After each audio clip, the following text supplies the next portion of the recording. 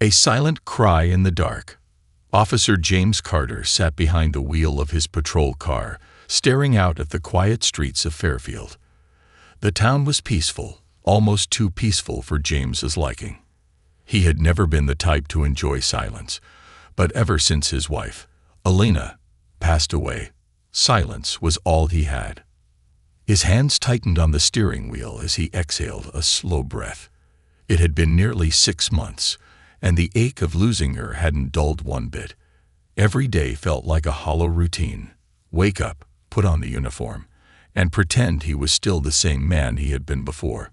The radio crackled to life, breaking the stillness of the night. Unit 17, we've received reports of movement near the old Kensington Park. Might be some teens causing trouble again. Do a quick sweep. James clicked the radio. Copy that. Dispatch. I'm on it. Kensington Park had been shut down years ago due to budget cuts and crime rates creeping up in the area. Now it was nothing more than an overgrown lot with rusted playground equipment and broken benches. It was a place forgotten by the town, much like how James had started to feel, like an abandoned remnant of what once was. He made the short drive to the park, parking his cruiser by the old entrance. A chill ran down his spine as he stepped out of the car. The air smelled of damp leaves and decay, and the distant hoop of an owl only added to the eerie atmosphere. Then he saw it, a faint flicker of light in the distance. James narrowed his eyes. A flashlight, a candle. He moved cautiously, his boots crunching over fallen leaves as he pushed through the rusted gate. His hand hovered near his holster, ready for anything. He wasn't expecting much, maybe a group of teenagers sneaking a drink, or some vagrants looking for shelter. But what he found stopped him cold. Hidden behind a cluster of thick trees was a makeshift shelter, a pile of cardboard boxes and torn blankets, barely held together. The flickering light came from a small candle set inside a rusted tin can, and in the shadows, huddled against the cold, was a boy. James's heart clenched.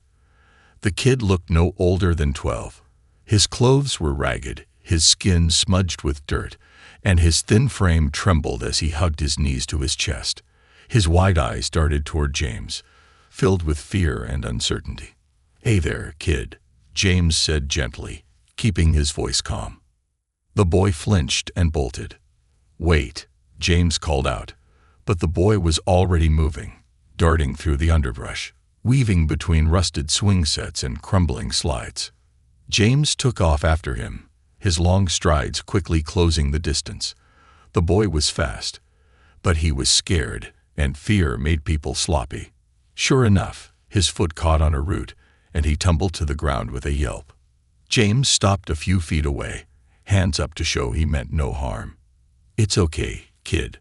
I'm not gonna hurt you." The boy scrambled backward until his back hit a tree, his chest heaving with rapid breaths. James crouched down. "I just want to talk. My name's James. What's yours?" For a long moment, the boy just stared, his thin shoulders shaking. Then, in a voice so small it was almost swallowed by the wind, he whispered, "Malik." James nodded. "Malik. That's a strong name. You got a last name?" Malik shook his head. Or maybe he did, and just didn't want to share it. James's heart ached as he took in the sight of him. The tattered sneakers barely holding together, the oversized hoodie that looked like it had belonged to someone much bigger, the exhaustion in his eyes. This boy had been out here for a while. "You hungry?" James asked. Malik hesitated before giving the slightest nod. "All right. I've got some granola bars in my car. No tricks, no cops taking you away. Just food. You want some?" Another hesitation. Then, slowly, Malik nodded again. James exhaled a quiet breath of relief and stood. "Come on, kid. Let's get you something to eat." As he led Malik back to the patrol car, James couldn't shake the question gnawing at his mind. What the hell was a child doing, living alone in an abandoned park? And more importantly, why was he so afraid of being found? Shadows of the past. James led Malik back to his patrol car, keeping a careful pace so the boy wouldn't feel pressured. The whole time, he kept an eye on him, watching how he glanced around nervously, how his hands clenched and unclenched at his sides, how his body tensed, as if ready to bolt at the slightest threat. The kid had been living in survival mode for a long time. When they reached the cruiser, James walked around to the passenger side, opened the door, and grabbed a small stash of snacks from the glove compartment. He pulled out a granola bar and a bottle of water, then stepped back, holding them out. Malik hesitated. James kept his voice calm. "It's yours. No catch." With wary eyes, Malik snatched the granola bar and tore into it, stuffing chunks into his mouth like he hadn't eaten in days. James tried not to react, but it was obvious. This kid was starving. James grabbed another granola bar and placed it next to Malik's shaking hands. "There's more where that came from." Malik gulped down the water between bites.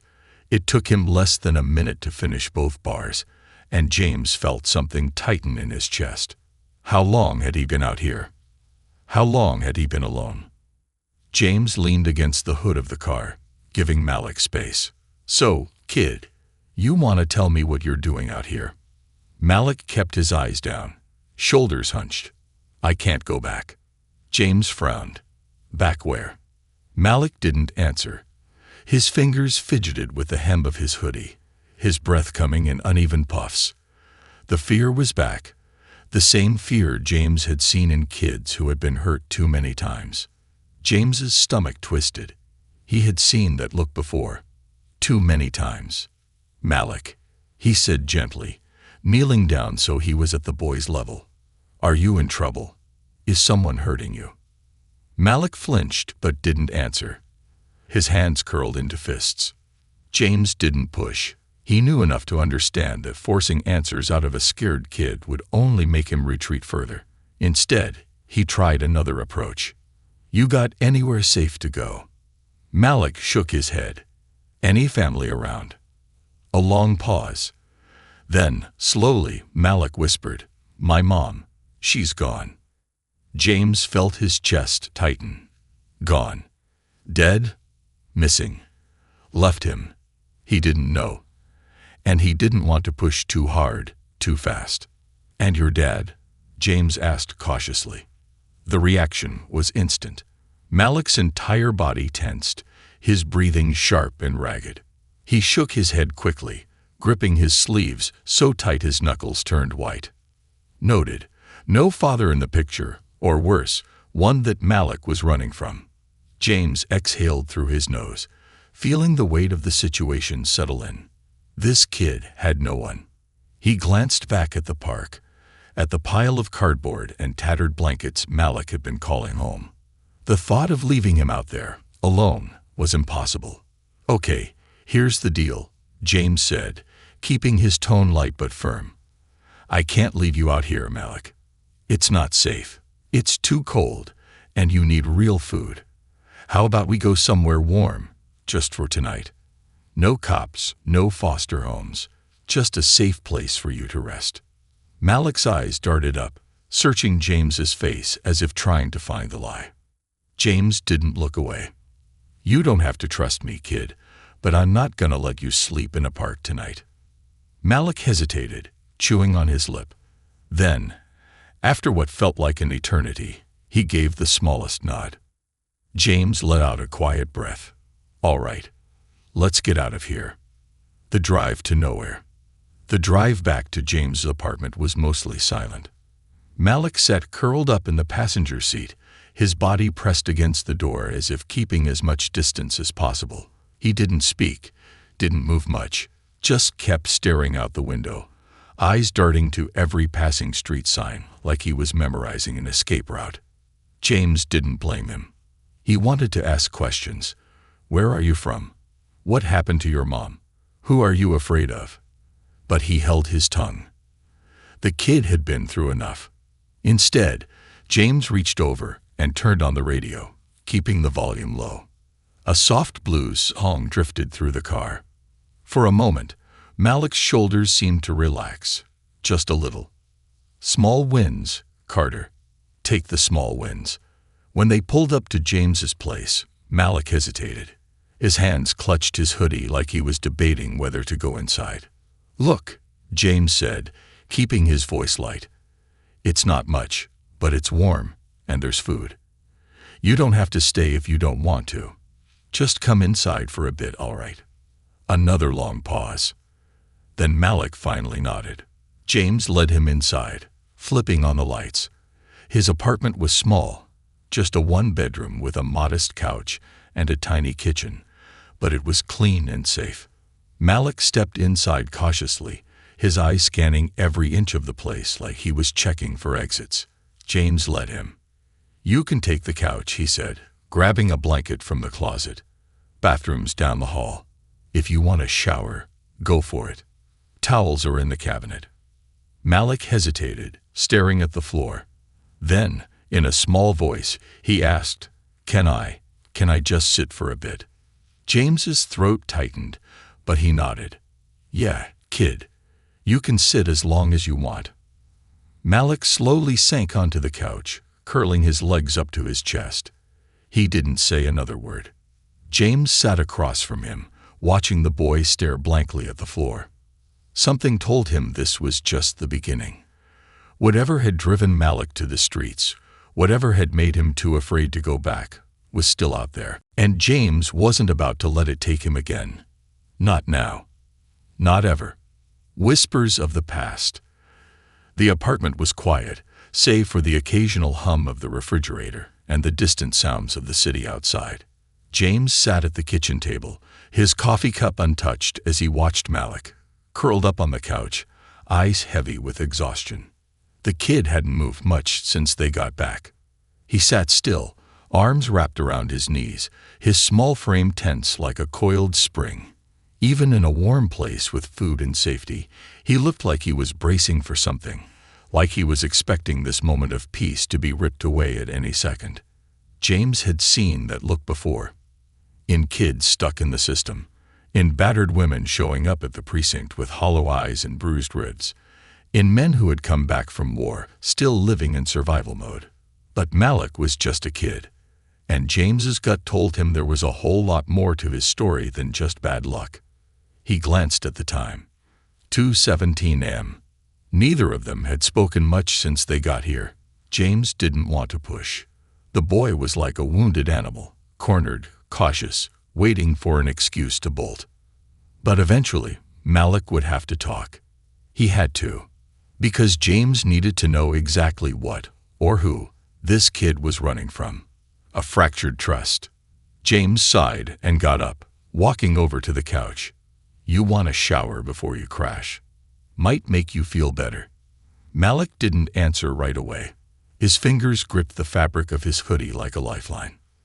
Then, quietly, he shook his head. "I'm fine."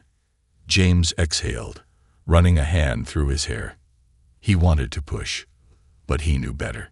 Instead, he walked back to the kitchen and grabbed a bag of chips. He opened it, crunched on a few, then casually placed the bag on the coffee table near Malik. No words, just an offering. Malik's eyes flickered to the chips, hesitant, but hunger won the battle. After a few seconds, he reached out, grabbed a handful, and ate them with quick, nervous bites. James sat down in the recliner across from him, acting like he wasn't watching. "You can stay here tonight. No pressure." Malik's chewing slowed. He stared at the couch. James could see the hesitation on his face, the battle raging inside him. Then, finally, he nodded. James took that as a victory. "All right, I'll be in my room if you need anything." He stood, stretched, and started toward the bedroom. That's when he heard it. A whisper. "You're not gonna call them, are you?" James turned, brows furrowed. "Call who?" Malik swallowed hard. "The cops, social services, the people who take kids away." His voice was so quiet, it almost didn't exist. James's chest tightened. He crouched down so he was eye level with the kid. "No, Malik, I'm not calling anyone. Not unless you want me to." Malik searched his face, looking for the lie. His body was rigid with distrust. James let out a slow breath. You got my word, kid. No one's taking you anywhere. Not unless you want to go. For the first time, Malik's shoulders loosened. Just a little. James saw it. A tiny sliver of trust. Not much, but enough. The scream in the night. James didn't sleep much. He lay in bed, staring at the ceiling, listening to the faint sounds of Malik shifting on the couch. His mind wouldn't shut off. What happened to this kid? Why was he so afraid of going back? Why was he alone? James knew that getting involved was messy. It wasn't his job to take in strays. He was supposed to report situations like this, call the right people, let the system handle it. But the system didn't always get it right. And something told James that if he turned Malik over now, he'd regret it. Deeply. He sighed and rubbed his face. Then, just as he was drifting off, a scream tore through the silence. James was up in an instant, heart pounding as he rushed into the living room. Malik was thrashing on the couch, tangled in the blanket, his face twisted in terror. No, stop. Please, don't hurt me. James knelt beside him, reaching out carefully. Malik, it's just a dream. You're safe. But Malik jolted awake with a gasp, his wide eyes darting around wildly, chest heaving like he'd just run a marathon.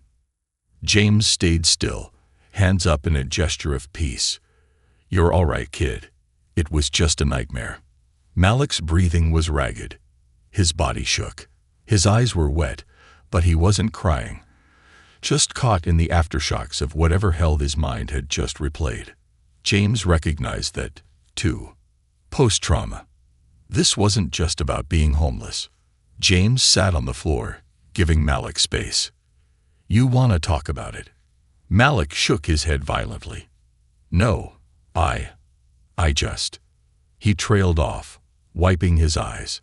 James nodded slowly. All right. Silence settled between them. Then Malik whispered, I didn't mean to scream. I can be quiet. I won't wake you up again. James frowned, his stomach twisting. You don't have to do that, kid.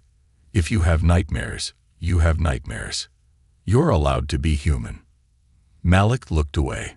How long had he been taught to make himself invisible? To shrink? To not be a problem? James didn't know, but it made him sick. The pieces start to fall. By morning, Malik looked exhausted but was trying to act normal. He sat at the table, stirring a bowl of cereal, not really eating it. James sipped his coffee, debating his next move. He needed more information, so he went for the indirect approach. So, you like chess? Malik blinked, caught off guard by the random question. What? James pointed to the small wooden chess set on the shelf. I saw you eyeing it last night. Malik hesitated, then gave a tiny shrug. I used to play. My mom taught me. James's chest tightened. She sounds like a good lady. Malik nodded, his eyes darkening. She was. James picked up on the past tense immediately. He didn't press. Let him talk on his own. Let him lead the way. After a few moments, Malik quietly said, She told me chess is like life. You gotta think ahead. Plan your moves. Be ready for anything. James hummed. Sounds like she was smart. Yeah, she was. A beat of silence. Then, in the softest voice, Malik whispered, She tried to protect me. James set his coffee down, his entire body going still. Tried. That one word carried too much weight. Malik pushed his cereal away, no longer pretending to be interested in it. James exhaled, leaning forward slightly. Malik, what happened to your mom? Malik's fingers tightened around the edge of the table. For a long time, he said nothing. Then, barely audible, She died, and it was my fault. James's stomach dropped. Malik's face was blank, his eyes distant, his voice flat. But James had seen that look before, the look of someone carrying a weight too heavy for their small shoulders, and suddenly he knew. This wasn't just a homeless kid. This was a boy carrying a secret that was killing him. And James wasn't letting him carry it alone anymore. A boy's burden.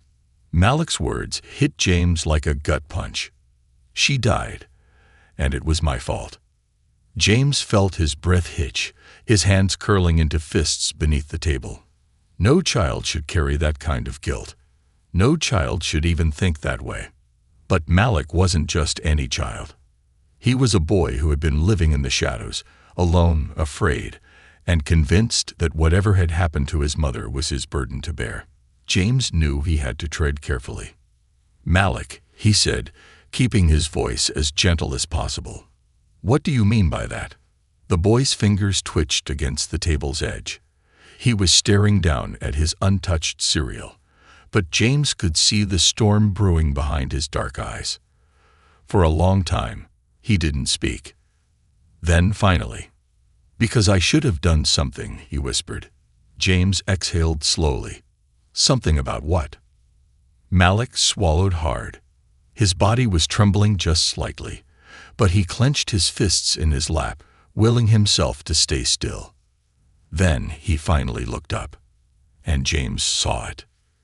The fear, the bone-deep fear, the kind of fear that didn't just come from losing someone, the kind that came from knowing someone was still out there, still watching, still waiting. "He killed her." Malik's voice cracked as he said it. James went still. The air in the room seemed to freeze. James's fingers curled tighter against his coffee mug, but he forced his voice to stay even. "Who, Malik?" Malik's throat bobbed. He sucked in a sharp breath, as if saying the name would somehow summon the monster from the past. "But then, my dad. Buried secrets." James didn't speak for a long time. He let the words settle, let them sit between them, let Malik breathe. He had seen this before, kids carrying secrets like lead weights around their necks, convinced they had to keep them hidden or suffer worse consequences. Malik had been holding this in. For how long? James's gut told him. Too long. Finally, after a moment, James set his coffee mug down with a quiet clink. "Malik, your father is alive." The boy's jaw tightened. His hands curled into his sleeves. Then, he nodded. James sat back in his chair, keeping his breathing steady. "Where is he now?" Malik shook his head. "I don't know." James frowned. "Do the cops know about what he did to your mom?" Malik hesitated. And that was when James realized the answer. No. Nobody knew. The world had moved on, unaware that Malik's mother had been stolen from him. "Malik." James's voice was quieter now. "What happened to her?" Malik's shoulders hunched. Then, barely above a whisper, "I saw it." James' stomach dropped. He kept his face neutral, but inside, his gut was a storm. Malik had witnessed it. And if that was true, James suddenly understood why the boy had been living in the shadows. Because if his father was still out there, then Malik wasn't just a homeless kid. He was a target. The truth unfolds. Malik didn't speak again for a long time. James let him take his time. He just waited, letting the silence stretch, making sure the boy knew he wasn't going anywhere. Finally, Malik took a shaky breath. It was late. I was in my room. Mom told me to stay there, no matter what. His voice was distant, detached, almost, like he was pulling himself back into that night. James forced himself to stay still. Let him talk. Let him tell it in his own way. I heard yelling. Mom and Dad were fighting again. But this time, it was worse. ***. Malik's fingers gripped his sleeves so tightly his knuckles turned white. I heard something break. Mom screamed. Then it got really quiet. James's throat tightened. I should have stayed in my room. But I didn't. Malik's breathing was ragged now, uneven. I peeked out. James could already tell what was coming. She was on the floor. She wasn't moving. And my dad. He just stood there, staring at her, like she wasn't even a person anymore. James clenched his jaw. He had seen enough crime scenes, heard enough stories, to know what had happened. Malik swallowed hard. Then he turned and saw me. James exhaled slowly, steadying himself. What did he do? Malik's whole body stiffened. He smiled. James's stomach curdled. Malik's voice was barely audible. And then he said, "You keep your mouth shut, boy, or you'll end up just like her." The air in the room felt suffocating. James couldn't even speak. Malik was trembling, but he forced himself to keep going. I ran. I ran as fast as I could. I didn't stop running. James finally found his voice. "Where did you go?" Malik shrugged. "Doesn't matter. Just away." James exhaled sharply, running a hand over his face. This wasn't just a kid who had lost his mother. This was a kid running from a murderer. A kid whose father knew he was still alive. James's protective instincts kicked into overdrive. If Malik's father was still out there, he might still be looking for him. And if that was true, then this wasn't just about keeping Malik safe anymore. This was about keeping him alive. A dangerous choice. James sat in silence for a long moment, considering his options. This wasn't something he could ignore. There were rules, protocols. The right thing to do was take Malik to the station, report what had happened, and let the system handle it. But James knew how the system worked. And right now, the system wasn't fast enough. If Malik's father was out there, watching, waiting, the second this case hit the system, the danger would skyrocket. James had seen criminals disappear the moment they knew the cops were onto them. If Malik's father found out that his son had spoken up, he might try to finish what he started. And James wasn't about to let that happen. He rubbed his jaw, thinking fast. "All right, kid. Listen to me. You're safe here. I'm not letting anything happen to you, okay?" Malik looked up at him, uncertainty in his eyes. "But what if he finds me?" James's expression hardened. He won't. Because James wasn't just going to sit back and wait for the system to get involved. No. He was going to find Malik's father first. And when he did, he was going to make damn sure that man never got near Malik again. Not now. Not ever. A predator in the dark.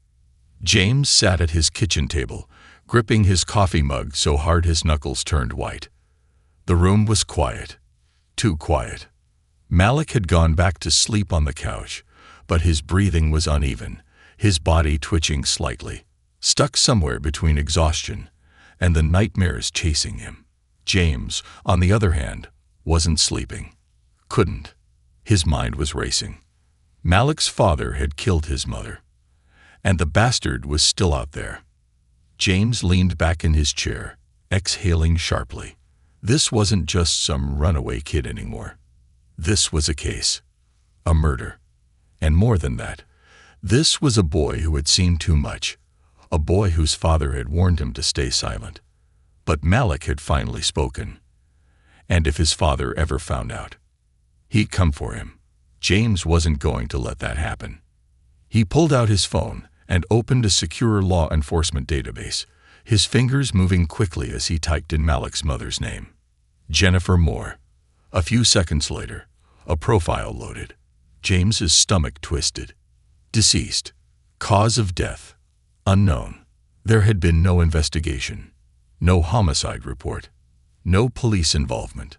Because nobody had known. Because Malik had been too scared to speak up. Because his father had gotten away with it.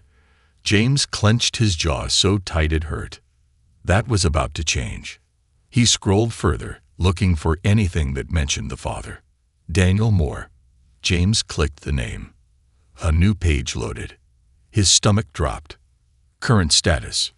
Released from state penitentiary 3 weeks ago. James's blood ran cold. Malik's father wasn't just out there. He was free.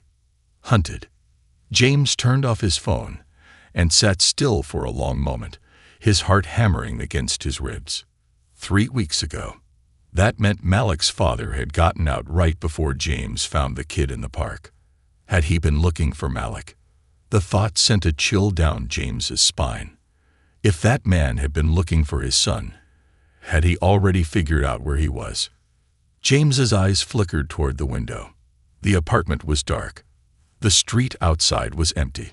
But suddenly, James didn't feel alone. He stood slowly, moving toward the front door. He checked the lock. It was secure. But still, something felt off. He reached for his gun. The hairs on the back of his neck were standing up now. Something was wrong. A noise, barely audible. James turned sharply, eyes locking onto the window.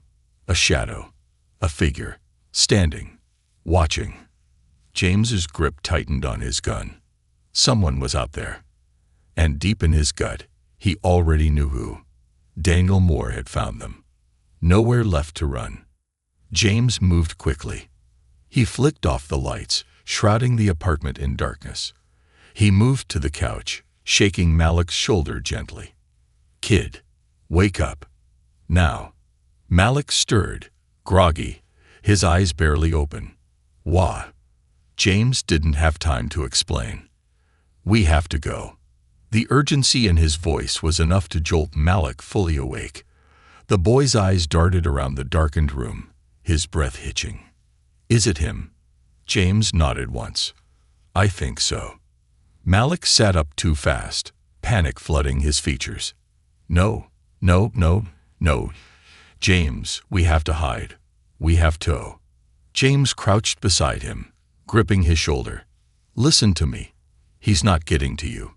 Do you hear me? He's not touching you. But we have to move. Now." Malik swallowed hard, then gave a shaky nod. James stood, grabbed his keys, and took one last look toward the window. The shadow was gone, but that didn't mean anything. Daniel Moore was a predator. And predators were patient. The road to nowhere. James pulled onto the highway, his fingers clenching the steering wheel as his mind raced. They had to disappear, at least for a little while. Malik sat in the passenger seat, curled into himself, staring blankly at the dashboard. He hadn't spoken since they left. James could see it, the fear, the exhaustion, the weight of everything. He needed to say something. "You did the right thing, kid." Malik didn't look up. James continued, "Telling me the truth. That took guts." A long silence. Then, "It doesn't matter." James frowned. "What?" Malik finally turned, his eyes dull and hopeless. "It doesn't matter that I told you. He's gonna find me anyway. He always does." James's grip on the wheel tightened. "Not this time." Malik shook his head. "You don't get it. He's smart. He knows how to stay hidden, how to make people disappear." James's jaw clenched. "Then I guess it's time someone made him disappear." Malik looked at him, startled. James exhaled, keeping his voice steady. "I'm not letting him hurt you, Malik, no matter what it takes." For the first time, something flickered in Malik's eyes. A tiny, hesitant spark of hope. A dangerous game. James pulled into a motel parking lot just outside of town. It was nothing fancy, just a rundown roadside place with flickering neon lights and an old man behind the counter who barely looked up as James paid for a room. Malik followed silently, his hood pulled up over his head. James locked the door behind them and checked the window. Nothing suspicious, no signs of anyone following them. Yet. But Daniel Moore was out there. Somewhere. James set his gun on the nightstand, keeping it close. Then he turned to Malik. "Get some rest, kid. We're safe for now." Malik hesitated, then nodded. He curled up on one of the beds, staring at the wall. James sat on the other, watching the door. He wasn't sleeping tonight. Not until he figured out his next move. A call for help. James waited until he was sure Malik was asleep. Then he pulled out his phone and dialed a number he hadn't called in years.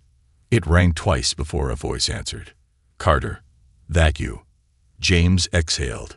Yeah, it's me. A pause. Then, didn't think I'd ever hear from you again. James ran a hand down his face. I need a favor. Another pause. This about that kid. James's heart skipped a beat. How do you know about that? The man on the other end chuckled darkly. Because you're not the only one looking for him. James's blood ran cold. Daniel Moore wasn't just searching. He had help. James's fingers clenched around his phone. I need an address. Any record, any last known location for Daniel Moore. The man on the other end sighed. Carter, you really want to go after this guy? James's voice was like steel. Damn right I do. A long silence. Then, all right, give me an hour. James hung up and stared at the phone in his hands. This was it. No more running. No more hiding. It was time to end this, one way or another. The wolf at the door. James Carter sat in the dimly lit motel room, his gun resting on the nightstand, his phone still warm in his hand from the call he had just made. Across the room, Malik lay on the bed, curled up on his side, his body tense even in sleep. The kid was exhausted, running on fumes and fear, but James could tell. His mind was still on high alert. James leaned back in the rickety motel chair, running a hand down his face. He had made the call. He had set things in motion. Now, all he could do was wait, and waiting had never been his strong suit. Footsteps in the dark. Somewhere outside, gravel crunched under slow, deliberate footsteps. James's eyes snapped toward the window. The neon motel sign flickered, casting red and blue shadows across the parking lot. A car door closed in the distance, but that wasn't what caught his attention. It was the movement in the farthest corner of the lot. A shadow, standing just outside the reach of the light, watching. James's pulse ticked up, his hand tightening around the grip of his gun. He didn't move, not yet. He just watched. The figure stood motionless for a few long, tense seconds. Then, as if sensing that James had spotted him, he turned and walked away. James rose from his chair, moving to the window, his muscles coiled with tension. He didn't like this. Not one bit. A trail of ghosts. James grabbed his phone again and called the number back. The line rang twice before his contact answered. Carter, got something for you. Tell me you've got an address. Better than that. I've got a trail. James's jaw tightened. Explain. The man on the other end sighed. Daniel Moore wasn't just released from prison 3 weeks ago. He's been bouncing between small towns ever since. No official address, no paper trail. But I ran his name through some off-the-book sources. Guess what? James already knew he wouldn't like the answer. What? He's been asking around for a kid. A boy. Matching Malik's description. James's grip on his phone tightened. Where? A pause. Then, he was in Fairfield yesterday. James's blood ran cold. Fairfield. The town James had found Malik in. Daniel Moore had been close. Too close. And now he was here. James could feel it. The wolf was already at the door. No more running. James ended the call and turned to Malik. The boy stirred slightly but didn't wake. Good. He needed to think. Needed to plan. They couldn't keep running forever. If Daniel was tracking Malik, then eventually he'd catch up. And James refused to let that happen.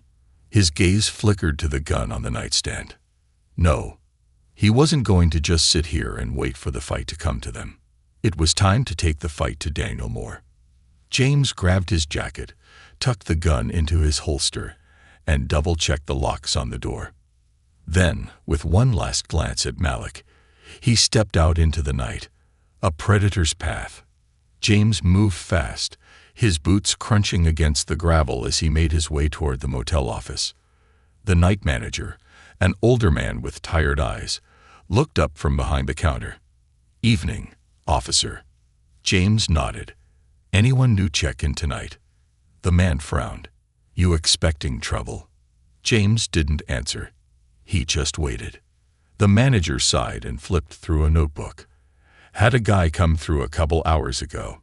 Paid cash. Didn't give a name." James's pulse quickened. "Room number?" The manager hesitated. James leaned forward, voice low. "If it's who I think it is, you don't want him staying here. Trust me." The old man swallowed and pointed down the hall. "Room 14. Far end." James nodded.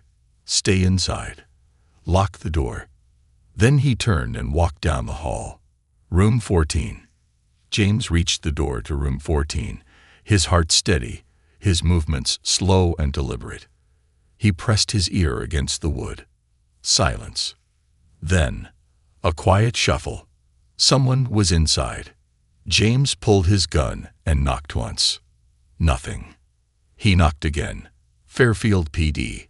Open the door." Silence. Then, footsteps. Fast. Moving toward the back window. James didn't wait. He kicked the door open. The room was dark, but he caught a flash of movement, a shadow bolting toward the fire escape. "Stop." The figure didn't. James lunged, grabbing the edge of the man's jacket just as he reached the window. They both tumbled to the floor in a tangle of limbs. James fought for control, his elbow slamming into the man's ribs. The man grunted but twisted away. James got his first real look at him. Daniel Moore. Tall, gaunt, a face lined with years of anger and something more dangerous, calculated patience. And his eyes, those cold, dead eyes, were locked onto James. James raised his gun. "Game over, Moore." "But Daniel smiled. "You're too late." James's stomach lurched. "What the hell does that mean?" Daniel chuckled, low and menacing. "You think you can keep him from me?" James felt the blood drain from his face. His grip tightened on his gun. "If you so much as breathe near him, you can't stop what's already started." James shoved him against the floor. "What does that mean?" But Daniel just laughed. Because whatever game he was playing, it had already begun. The call that changed everything. James hauled Daniel to his feet, shoving him against the wall. "You're done, Moore. You're going back to prison." Daniel just smirked. "You still don't get it, do you?" James's phone rang. His gut twisted. Slowly, he reached into his pocket and answered. A voice came through. "James, it's Malik. He's gone." James's heart stopped. No. His grip on Daniel tightened, his blood turning to ice. "What did you do?" he snarled. Daniel's smirk widened. "Tick-tock, officer." James felt pure fury ignite in his chest, but he didn't have time for it. He shoved Daniel forward, forcing him into handcuffs. Then he ran. Ran faster than he ever had before. Because Malik was gone, and if James didn't find him soon, he might never see him again. Vanished. James ran like a man possessed. The motel door was still locked when he reached it. No signs of forced entry. No struggle. Nothing. But Malik was gone. His heart pounded as he scanned the room, his breath coming in short bursts. The bed was still unmade, the blanket thrown halfway onto the floor. The motel key sat untouched on the nightstand. James's fingers clenched into fists. This didn't make sense. He pulled out his phone. "Malik. Pick up." No answer. James swallowed down the panic rising in his throat. He had been gone for only 10 minutes. That was all the time it had taken. And Daniel Moore. Daniel had smiled. James's hands shook as he dialed another number. The phone barely rang before it was answered. "Carter. I need eyes on the area. Right now. A kid is missing." A pause. Then, "How bad?" James exhaled sharply. "Daniel Moore bad." A low curse came through the line. "We're on it. I'll ping his phone." James ended the call and turned toward the door. He wasn't waiting. If Malik was out there, if Daniel had somehow gotten to him, James wasn't stopping until he got him back. Footsteps in the dark. James's boots hit the pavement hard as he moved through the parking lot, scanning every shadow. He reached the front desk, slamming his hands onto the counter. "Did you see a kid leave? 12 years old, dark hoodie, alone." The old manager flinched but nodded quickly. "Yeah, just a few minutes ago." He looked scared. James's stomach twisted. Was he with someone? The man hesitated. "No. But," he licked his lips nervously, "I saw a black car pull out of the lot right after him." James's blood ran cold. "Did you see the driver?" The manager shook his head. "No. But the way that car was sitting there, like it was waiting for something." James forced himself to breathe. He pressed his hands against the counter. "Which way did the kid go?" The man pointed. "Down the highway. On foot." James didn't wait. He was running again. The trail goes cold. James's pulse pounded as he drove slowly down the darkened road, headlights illuminating the empty stretch of asphalt. Malik had been here. But now, James's phone buzzed. He snatched it up. "Tell me you got something." The voice on the other end was tight. We pinged his phone, but it went dark near an abandoned gas station. He turned off his location. James slammed his hand against the steering wheel. Damn it. Why would he turn off his phone? Unless he had seen something. Unless he knew someone was tracking him. Unless Daniel had found him. James's grip on the wheel tightened. He needed to think. Fast. A ghost from the past. James parked outside the gas station. The neon sign flickered weakly, casting an eerie glow over the cracked pavement. He stepped out, scanning the lot. His instincts screamed at him. Something was off. Then, a noise. A rustling sound from behind the dumpster. James moved, his gun drawn. Malik. Silence. He took another step forward. "If you're there, kid, it's safe. I'm here." A pause. Then, James exhaled sharply. "Yeah, kid. It's me." Slowly, a small figure stepped out from the shadows. Malik. His hoodie was pulled low over his face, his hands clenched at his sides. He looked shaken. James rushed forward, kneeling in front of him. "Are you hurt?" Malik shook his head quickly. "No. But James, someone was following me." James stiffened. "Did you see who?" Malik swallowed hard. I think it was him. My dad." James's blood ran cold. Malik's voice trembled. "I thought I lost him. But he knew I was here. He was watching." James's mind was racing. "Did he talk to you? Did he try to grab you?" Malik shook his head. "No. But I felt him. I know he was close." James placed a firm hand on Malik's shoulder. "You're safe now. I promise. He's not getting near you again." But deep inside, James knew. Daniel Moore wasn't just watching. He was waiting. And next time, he wouldn't just let Malik run. A reckoning in the shadows. James didn't take Malik back to the motel. That was no longer an option. Instead, he drove straight to the one place Daniel Moore would never expect. The police station. Malik tensed in the passenger seat. "James, no, please. They'll take me away." James exhaled, keeping his voice calm.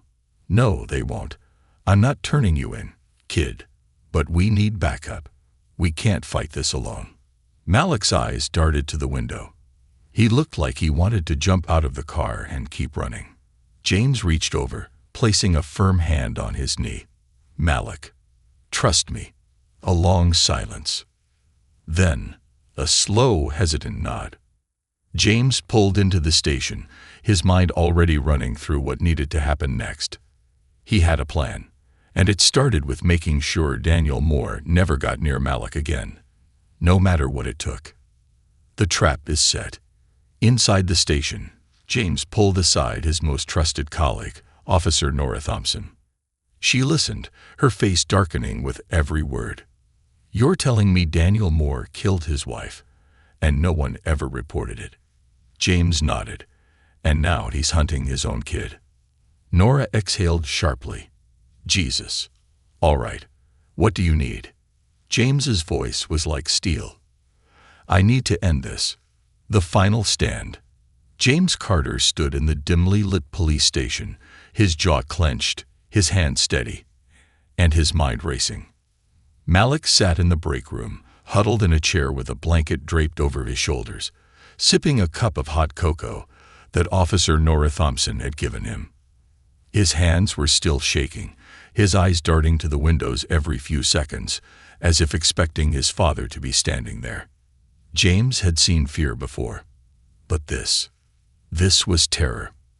And that was why James knew this needed to end. Tonight, he turned to Nora, his most trusted colleague. We set a trap. We end this now. Nora nodded, understanding the weight of what James was saying. What do you need? James took a deep breath. We let him come to us. The bait. Daniel Moore was a predator. And predators never stopped hunting. James knew that if Daniel had been watching Malik, if he had followed him all the way from Fairfield to here, then he was playing the long game.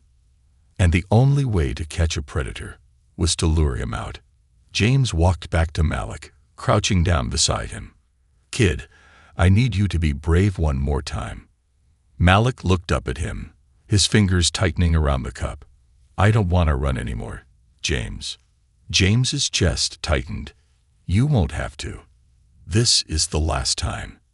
But I need you to trust me. We're going to make him come to us. Malik swallowed, his eyes flickering with something James hadn't seen before. Anger. I want this to be over. James nodded. It will be. The plan was simple. They would use the police station as a trap. Nora put in a quiet call to dispatch, spreading word that Malik had been taken into protective custody, loud enough that if Daniel had ears in town, he would hear about it. Then they waited. A ghost returns. The station was nearly empty. It was late, past 2 a.m. Most of the officers had gone home, leaving just James, Nora, and one other officer in the back room. Malik sat at the front desk, where the light from the overhead lamps made him clearly visible through the windows. James watched from the shadows, his gun holstered, his muscles tense. And then, a car pulled up outside. Black, low beams, engine running. James's heart pounded. Showtime, he murmured. The car sat there for a long moment. No movement. No one getting out. Malik's fingers twitched. It's him, he whispered. James placed a reassuring hand on his shoulder. I know. Then, the driver's door slowly opened. A figure stepped out. James recognized him immediately. Tall, gaunt, eyes as dead as the night itself. Daniel Moore. The final confrontation. Daniel didn't move toward the door. He just stood there, staring through the glass, his expression unreadable. James stepped forward, making sure he was the first thing Daniel saw. The two men locked eyes. It's over, Moore, James called out, his voice steady. You're done running. Daniel tilted his head slightly, his lips curling into something that was almost amusement. Is that right? James stepped closer. You killed Jennifer. You left your son to fend for himself. You've been hunting him ever since. It ends tonight. Daniel exhaled, shaking his head slowly. You don't understand, Officer Carter. James's grip on his gun tightened. Then explain it to me. Daniel's face remained calm. He's mine. Malik flinched. James felt his blood boil. He's not yours, he growled. He's not your property. He's a kid, and you're never touching him again. Daniel took a step forward. James unholstered his gun. Don't. A slow smile spread across Daniel's face. Are you going to shoot me, officer? James didn't answer, because he didn't have to. The next moment, sirens, flashing lights, more squad cars pulling into the lot. Daniel's smile faltered. James nodded. Like I said, it's over. But Daniel had other plans. A desperate man. Daniel moved. Fast. 1 second he was standing still. The next, he was lunging. Not at James. At Malik. James barely had time to react before Daniel's hands were grabbing for the boy, before Malik let out a strangled shout. And James fired. 1 shot. Daniel staggered. A look of shock crossed his face as he stumbled backward, his hand clutching his shoulder, blood seeping through his shirt. He looked up, blinking at James in disbelief. "You shot me." James stepped forward, gun still raised. "Dan right, I did." Daniel wobbled slightly, his breath ragged. "You think this means you've won?" James didn't answer, because it didn't matter. The next moment, 2 officers tackled Daniel to the ground, forcing his arms behind his back, slapping cuffs onto his wrists. Daniel Moore was done. The weight lifts. James lowered his gun, breathing hard. Then he turned.